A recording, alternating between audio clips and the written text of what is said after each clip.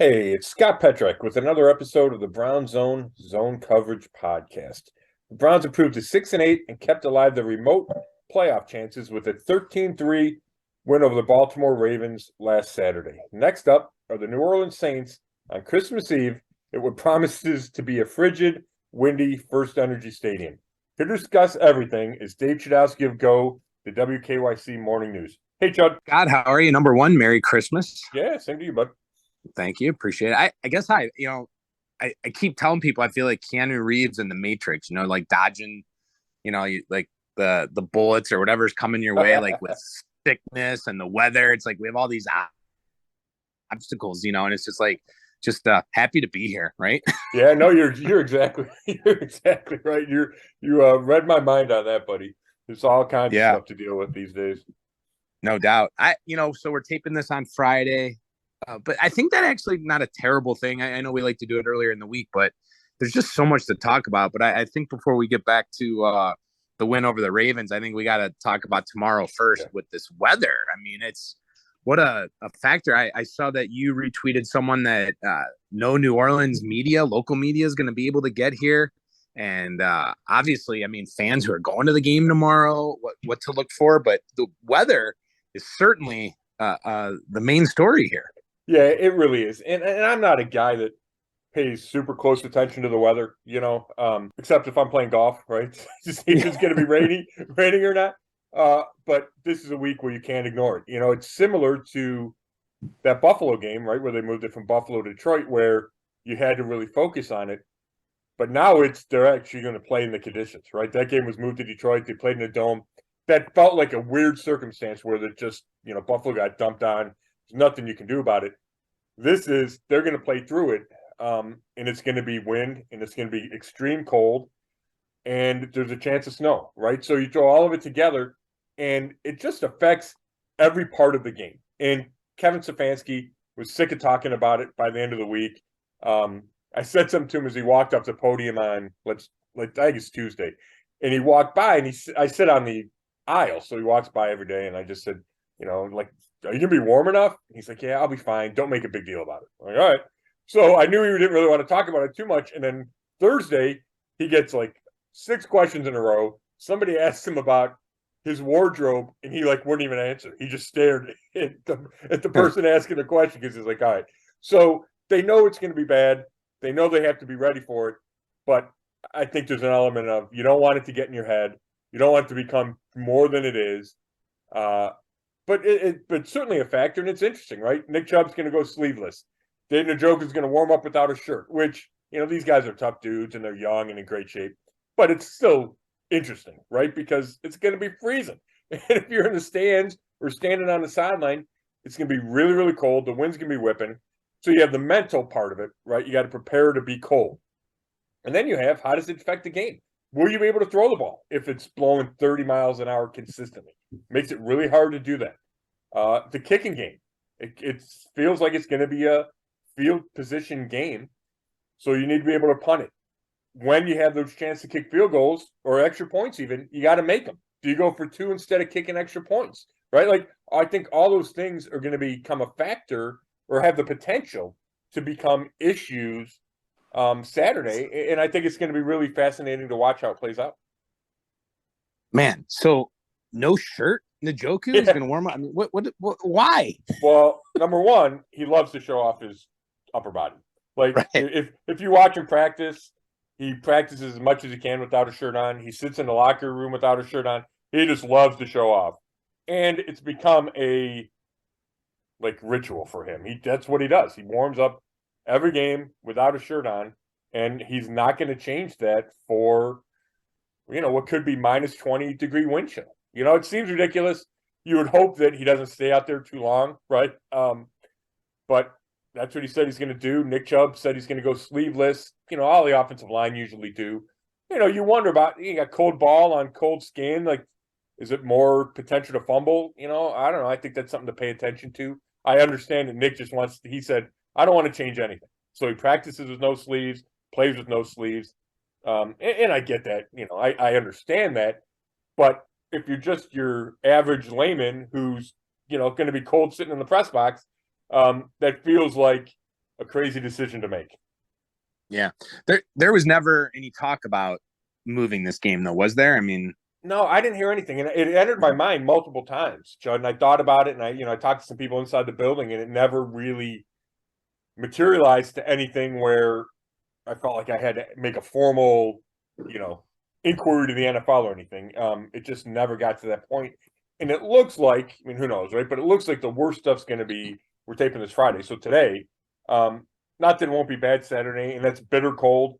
That people are going to have to play through and sit through, the fans are going to have to be really careful just from a safety standpoint, a stay warm standpoint. I think that's the biggest concern. But, I think holiday week probably makes it difficult to change things unless you really have to, unless there's some crazy event that happens. As silly as it is, TV, I think, impacts it. The NFL wants to play a bunch of games on Saturday and then have a couple highlight games on Sunday, and then the NBA has a bunch of games on Sunday. So I think all those things factor in, and you're just going to have to suck it up if you're going to the game. Yeah. The NFL is starting to steal Christmas from the NBA. It's trying. I saw some ESPN today, and they were talking about their five NBA games they're going to be across ESPN and ABC. But I think the NFL's got 3, right, on Christmas Day. Yeah. And, it's kind of weird that it took so long for the league to get there. But now it certainly feels like anytime Christmas is over the weekend that the NFL is going to load up. And I get it because everybody watches. Yeah. I was looking at the slate of games for Christmas Day, and I was like, it'd be nice if they could flex them out and have, because the matchups aren't amazing. Right. But then I was kind of looking just across the board. The NFL matchups aren't amazing this weekend. Yeah. You know what? I didn't even study that. I mean, I picked, I'm in one of those leagues where you pick all the games. So I guess I did go through. Yeah. But yeah, I saw, I think it might have been Pro Football Talk tweet about, hey, it'd be nice if they could flex the games. And then I saw one of the NFL writers be like, hey, just because you want to watch a slightly better game on Christmas doesn't mean every family member and every stadium worker has to adjust their schedule for Christmas. And I kind of get that, like if you're inside the business, and I get it, the fans, if you're home, you want to watch good games, but it does affect people, right? You set your schedule a long time in advance. Or, okay, how are you going to, celebrate the holidays? And all of a sudden they switch the game a week before. It really could screw stuff up. And, just from personal experience, I had a wedding last weekend, and the Browns didn't know if they were playing Saturday or Sunday until 2 weeks before, right? So that's right. Yeah, it really does have kind of a broad effect on just people in general, let alone the workers at the stadium, the cops that need to be there, right? Everything that is involved with a big event like that. If you don't have that certainty, it kind of messes with people. I remember you talking about that before the season. I'm glad you brought that up again. So did you end up missing the wedding? I tried to fit everything in.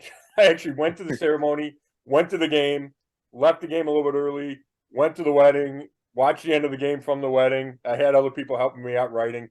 So I tried to multitask, I guess.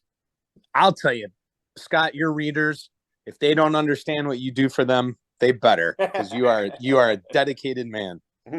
I appreciate that, Chud. Now, you may have skipped the wedding for a nice golf trip. Well, that's true. But that's another story. But no, I'm kidding. Before we get to the Ravens game, a couple things I wanted to hit on. Number one, just I feel like injuries are kind of a big thing this week. A lot of big names for the Saints are out, and I think that Clowney's out. And can you just go over the situation with the injuries heading into this?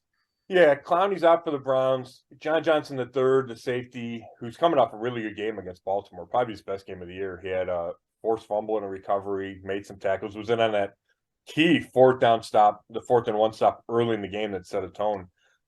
He was listed as questionable with the thigh injury. I asked him, I said, on Thursday, I said, you think you're going to play? And he's like, I don't see why not. So I think he's going to play. If he's able to practice with the thigh bruise on Thursday, he expects to play.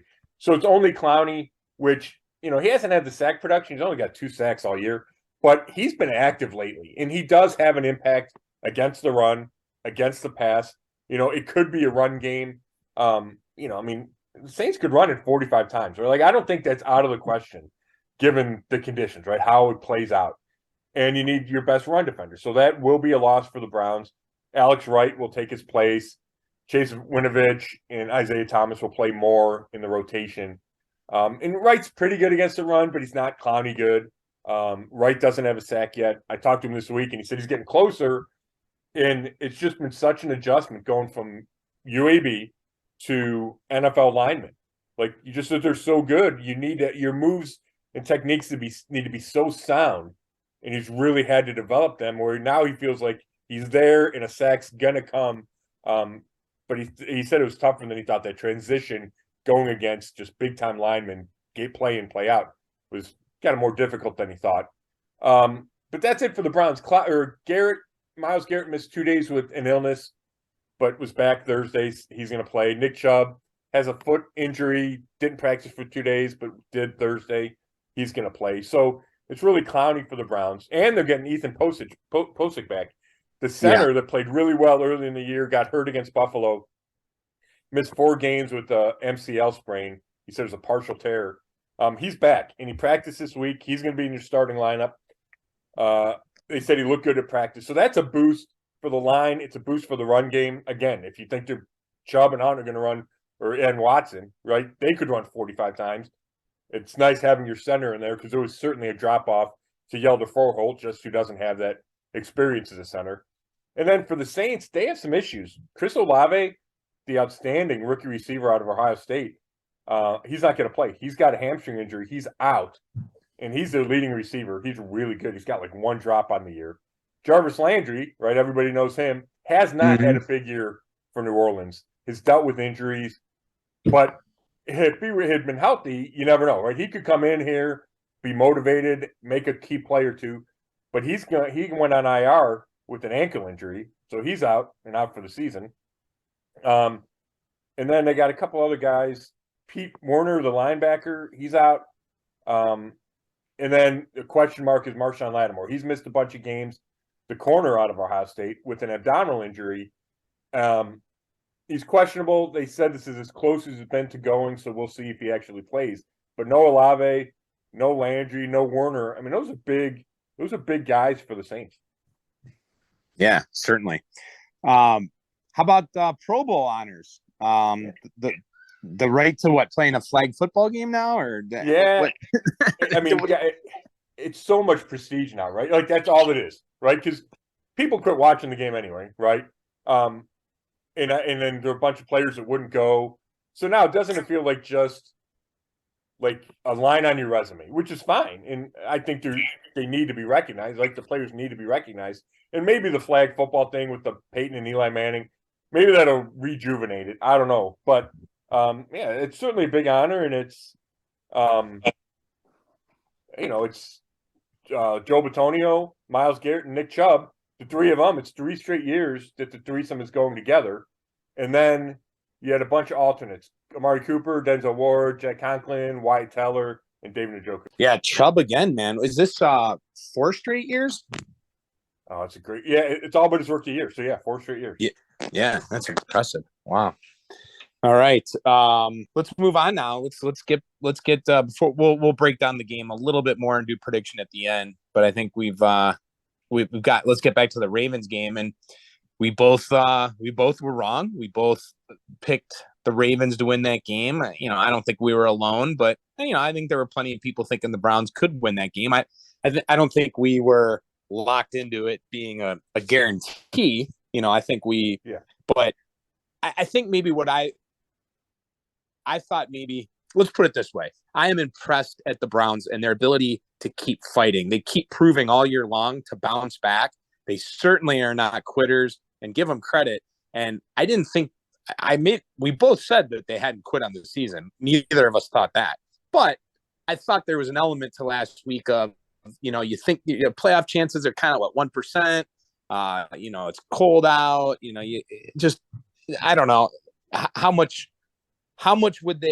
desire would they have? And I guess I'm making a short story long here. They had the desire, and that impressed me. And maybe I overlooked that, along with Lamar Jackson. Yeah, I think you're right. I think it was fair to question, Chud, whether or not that they would play with the same effort. Myles Garrett insisted that they would, but you never know. I think you never know until you see it. And we saw it last Saturday that the Browns played really hard. And I think that's a great sign, not only for the team, and it speaks highly of their character. Not, it's such a weird thing to talk about because obviously they should play hard, right? You should have no questions about their effort. Having said that, we've seen plenty of teams, not just in Cleveland, across the league. If the playoffs are out of the picture, there's some part of your human nature that says you let down. And the fact that they didn't speaks well of the Browns. Not that they, not that they should have less effort, but I think it just speaks well for them. And then Kevin Stefanski, right? Part of that's on the coaching staff, that they get the team prepared, that they keep the team focused. And that certainly was the case against Baltimore, and I would expect it to continue to be the case. The Browns are hanging on to this, there's 1% chance of going to playoffs. So, there's that little bit of carrot, but even without that, I just think this team's going to continue to play hard. I think that's their makeup, and I do think that's a credit to the coaching staff. And when you talk about Kevin Stefanski's job security, right, and whether or not there's any chance he could get fired at the end of the year, there's a lot of criticism following that loss to the Bengals. I think a strong finish, which started against the Ravens, will really cement his spot.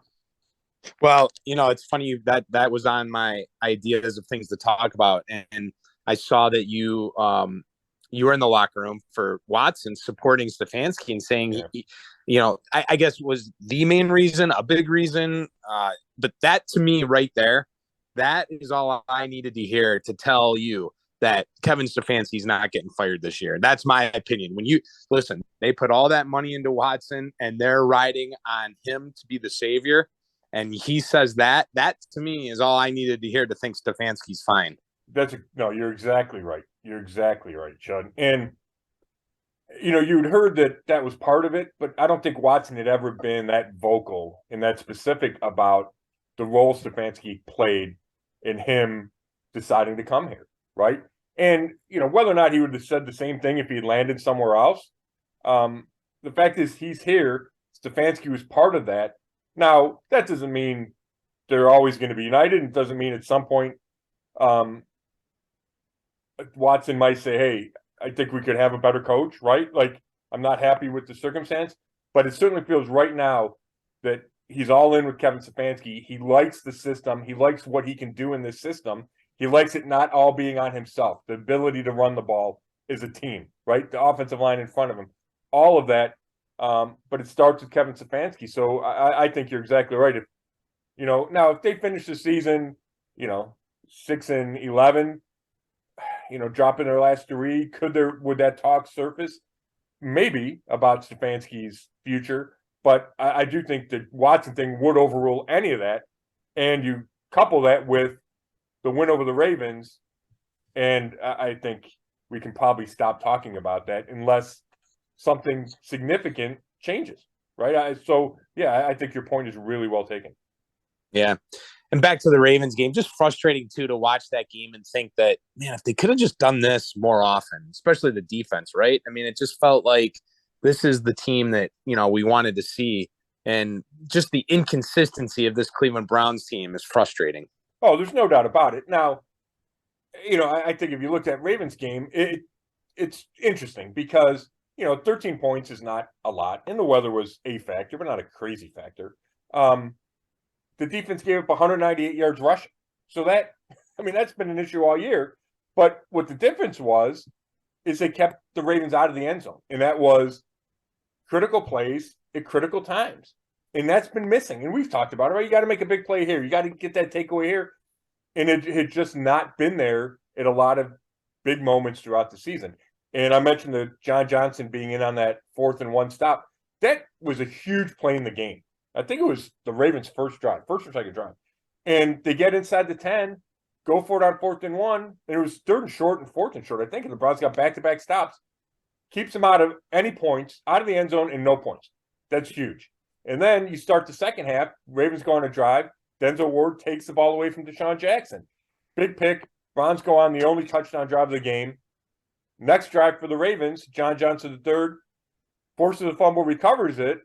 And all of a sudden, the third quarter is almost over, and the Ravens haven't been able to score. And you've been able to build on your small halftime lead. So it's really the big plays at the big moments that they were able to make. And that you're 100% right. That consistency had been missing, and that element was missing in way too many of the losses. You look at the Jets game, you look at the Falcons game, you look at the Chargers game, where one play in the fourth quarter turns a loss into a win. Yeah, certainly. Let me ask you this, and I don't. And granted, I know the answer can be both, but I'm putting you on the spot here, and you can only give one answer. You can explain the answer, but you can only go one direction. Okay. Did the Browns win that game, or did the Ravens lose it? Yeah, I like the Browns win. And I get where you're going. And I think there are circumstances where a team loses, and you probably go to that Jets game, right? In week 2, that felt like the Browns.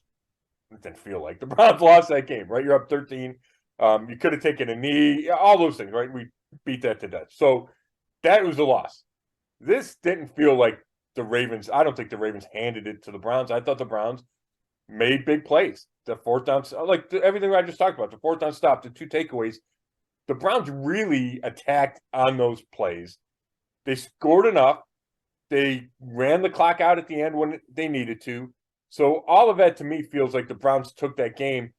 And I get the argument of, oh, the Ravens didn't run enough. They should have kept running. The Ravens turned it over. Yeah, that's true. But in my estimation, I credit the Browns. Yeah. Okay, that's fair. Yeah, I just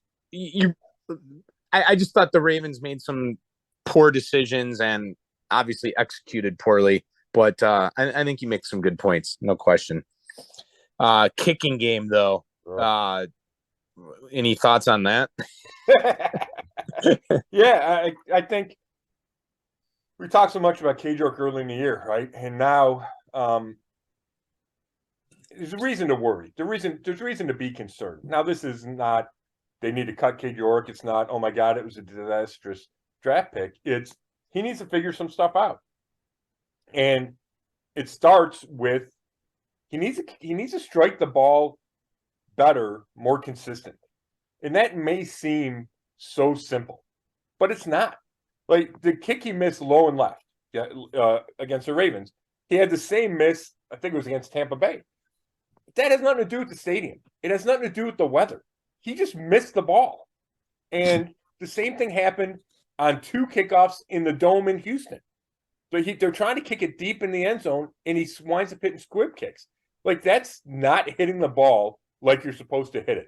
And when you look at, it's an easy comparison. I know Justin Tucker had had the miss and the block last week, but why he is so good and is the best of all time is because he hits a ball in the same spot in his foot, like almost every time. Cade York is not there. And it's so easy for me to compare it to a golf swing, right? The guys at the ball in the center of the club face, they have the most success. And those guys are the most consistent. And you can count on it under pressure. And if you're not on the center of the club face, bad stuff happens. And that's what's happening for Cade York. When he hits it pure, it's gorgeous. Like I think it was a 49-yarder against Baltimore. It was gorgeous. But then he has these where he doesn't. So he's got to get better at that. He's got to make sure it doesn't affect his confidence. I know he's got a lot of confidence, but it's human nature for this kind of thing to eat away at you. And he's young. He's only 21. So he needs to keep that confidence up. He needs to be more consistent. And I think he'll be okay, but he hasn't been nearly good enough. And those type of kicks, you just can't have. And Mike Prefer, the coordinator, was clear about that when we talked to him this week. You just can't have that. And now you go into a weather game where points are going to be at a premium. If he's asked to kick in a tough spot, he's got to rise to the occasion because this game could come down to an extra point or a late field goal in a tough spot. And he's got to be mentally strong and be able to deliver. Yeah, no doubt. What about Watson? I mean, are you seeing improvement as the weeks go on? Where are you at on the Watson meter? Yeah, you know what? The numbers weren't great against Baltimore for him, but I thought he played better. I thought it was another step in the right direction. His completion percentage has gone up each week. His passer rating has gone up each week. Felt like he's seeing the field clearer and faster, making better decisions. No interceptions for the first time, which was big in that, especially in that game, a low-scoring, close game. He protected the ball. He had a big scramble that was important. So yeah, I do see positive signs. Now the question is, when is it going to be? Like, when are the floodgates going to open? Right? Like, when do all the big plays happen? When does he look like the same guy from 2020? And I kind of thought that 6 games would be enough. Now I'm not positive. Now, I think you'll see incremental progress, and then at some point early next season, he'll start to look like that guy, and you'll see the offense open up. But I do think the Browns should take confidence in the fact that has shown improvement, and it's not just one area. I kind of feel like it's across the board improvement. Anything else on Ravens or this week before we get to prediction time? Yeah, real quick, as we're sitting here taping this, Chud, news breaks that Jack Conklin has reached an extension with the Browns. Saw that. Yeah, so we're kind of worried about, or not worried, but you're wondering as the Browns, what were they going to do at right tackle, right? You had question at right tackle. Jedrick Wills has been inconsistent at left tackle, but I don't think the Browns had an upgrade for Jack Conklin. I think he's played solid. He's coming off that patellar, so I think he should be even better next year. He dealt with a little foot injury part of this year. He's a good guy to have in your locker room. So I think the Browns realized that, the question was, okay, do you sign him or do you turn it over to James Hudson III? And I just don't think the Browns were ready to do that. And I think they think Conklin's a better player, and he's 2-time Pro Bowler. So I certainly agree with that. So, he's got a 4-year. This is, reports. I've confirmed the deal. I haven't confirmed the numbers because this is really just breaking in the last couple of minutes. 4 years, $60 million deal, 31 guaranteed. That's coming from his agent. So I would, who knows if those numbers are exactly right, but 4-year deal, that sounds reasonable, right? That's not crazy money for your right tackle. I know he wanted to be here, Jack Conklin. He said that, he's going to spend his rest of his life here, I think is what he said about Cleveland. So he'd love to finish his career here. So I think it's a really significant sign. Excellent. Breaking news on the podcast. Yeah. To go write that when we're done here. Yeah. Yeah, just when you thought, we're going to hang up and... Exactly. I had other stuff to finish. Now I got to add that to my list of things to do. Yeah, add it to your list. Yep. Right. Are you... Wow, so you get to sit in the press box, but boy, I'll tell you tomorrow, man, that definitely diehard fans tomorrow, and we know the Browns fans are, but Christmas Eve to be in that cold. Whew. No, you're right, and you're right, and I'm not complaining about being in the press box. I'll tell you what, the front row of the press box is not super warm though. It's not outside, but it's not crazy warm. So I'll be bundled up, like double socks, long sleeve shirts, or under sweaters, it's chilly, but not, 30 below. Right. So, Christmas Eve is usually a fun game for fans to go to, right? Kids are home from college, your family comes back in, and you show up. But you'd have to think twice about going to this game, wouldn't you? It's wait, hold on 1 second. Wait. It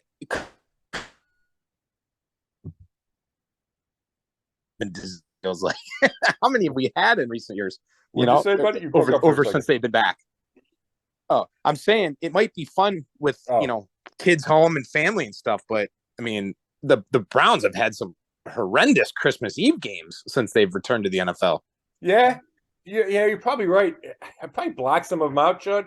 I remember I think the last one I covered was in 2016, with the 1-15 year. They got their first win. Remember, Jamie Meter blocks the field goal late. So I remember being at that game, and I remember thinking there were way more fans than I thought they would be. They're 0-14, I think, at the time. And there were a bunch of fans there. So maybe it's not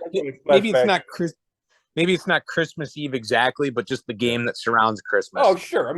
Last year in Green Bay, right? Baker throws 4 picks. That was on Christmas. But yeah, it's interesting.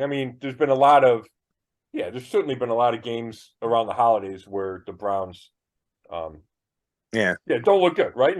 And give fans reason to go to show up at your Christmas party all upset because of the Browns, right? I've walked into Christmas Eve plenty of times like that, right? And everybody's asked me what went wrong with the Browns, so that's you're 100% right about that. What would it take?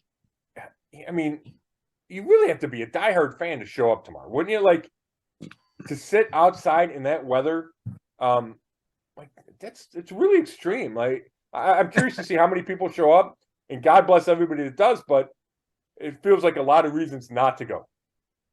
Yeah, no question. All right, you ready to get to prediction time? Sure. All right, so the Browns are 6-8. Chud and Petrak 7-7. We have stumbled recently, but it just kind of feels like a 500 kind of year, doesn't it? Making predictions on this team. I mean, it sometimes it feels easy and sometimes it doesn't, and that's a 7-7 record. Yeah, and I think you're right. I think there's been a lot of factors that have played into this season for them, and then trying to pick the season for us. Yeah. You want to go first or second? Let me go second. But while you give yours, let me ask you this: like, how much are you factoring the weather into this? Like, are you thinking we could see like 8 passes from each team? Like, do you think it could be that drastic? Well, I mean, it just depends on. I think it plays a major factor. I mean, really, it's the wind. I mean, obviously the cold temperatures play a factor. I think it always feels like the wind is what, even more so than rain or snow, right? Like wind is always the major variable. So, if it's windy, yeah, I think it's plays a major factor. As far as how many passes, so you're saying like a combined 16 passes, like, I guess I would probably take the over on that, but it's possible. Yeah. I just think it's interesting. I'm fascinated to see how that plays out. Well, and you would think too, and we didn't. I mean, just look last week against the Ravens. Hey, you run the ball and you run successfully and you win, right? Well, right. So but teams tend to not do that, right? I mean, we've talked about from the Browns' perspective. Well, why don't they run it 45 times? Because it's 2022 and teams throw the ball, but maybe not tomorrow, right? Maybe not. Yeah. Maybe not Saturday at First Energy Stadium. No, good point. All right, I'll go first. All right, so what did I see the latest on the over point total is at 32.5. That's without question the lowest one we've seen this year, right? I mean, without it. But I think it dropped like about 5 points during the week, I think. Mm-hmm. Yeah, because I think you're right. I had it at 34.5 at one point. I saw it higher than that. So yeah, you're right. And then what's the latest on the line? The Browns, I saw them at 3.5. Has that gone down? Now it's 3. Yeah, I've seen 2.5. Yeah, I think in our paper today we had 3. It feels like it's been pretty steady around 3, probably moving just a hair. Yeah. So I'm gonna go with a few things here. I'm gonna take the Browns. And the Saints, I looked up, the Saints are 1-5 on the road and against the spread on the road this year. So their injuries that you just talked about, Alvin Kamara hasn't been a monster this year. I think all of his touchdowns came in one game. Still, you got to account for him.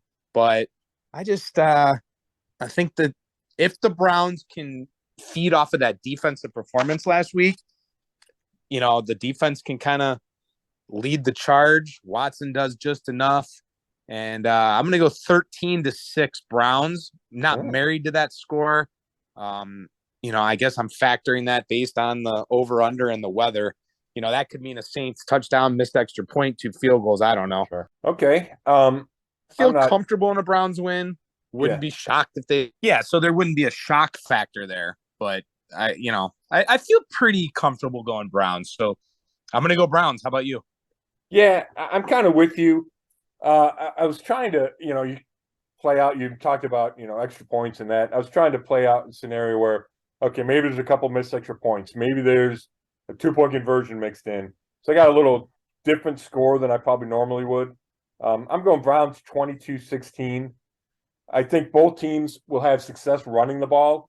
The Saints were bad last week against Atlanta. They gave them 2-something on the ground. And obviously, there'll be a bunch of guys in the box for both defenses. And maybe if the wind isn't as bad, maybe you can throw it a little bit. But let's say it becomes a run game. I think both teams can have some success because I think both run defenses are vulnerable and both run offenses are pretty solid. Taysom Hill is an X factor. I think the Browns are going to have to deal with him from a running perspective. He's bigger than Kamara.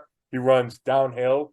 So I think he's going to run a bunch, and the Browns have to figure out a way to handle that style. But I think they do. I think, New Orleans they're kind of in the Brown spot where they have this faint playoff hopes because their division's so bad. But do they want to be playing on Christmas Eve in the cold? They're New Orleans. They play in a dome. The stat I saw in the Saints, the media release, they're 0-6 outside this year and 0-4 on grass.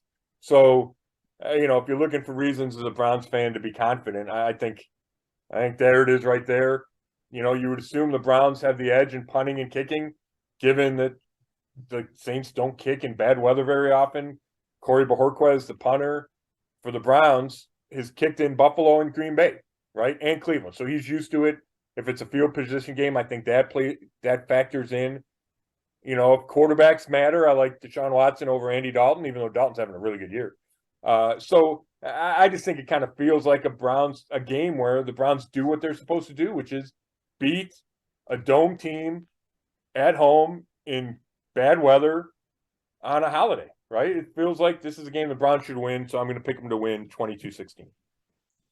I might be kind of jealous of your score. I'm kind of surprised you went that high, though, but I don't know. Yeah, I know. I mean, obviously that would hit the over. Go way past the over, but it hit the over probably even early in the week. It was right around 37, I think.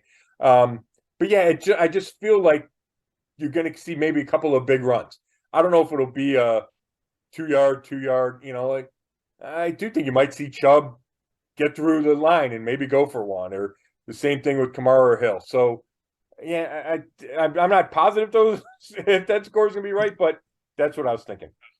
Yeah, no, nicely done. Either way, we're either both going to be 8-7 or 7-8. There you go. Let's go for it. Let's hope for 8-7. Not just for our sake. Yeah, no doubt. Yeah. So cool, Chud. I appreciate it, buddy. Anything else?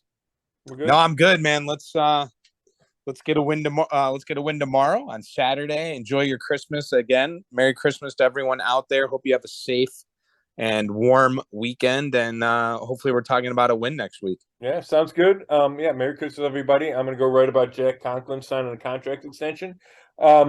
So thank you, everybody, for listening. This has been another episode of the Zone Coverage Podcast, and you can read all my work at brownzone.com. Thanks a lot.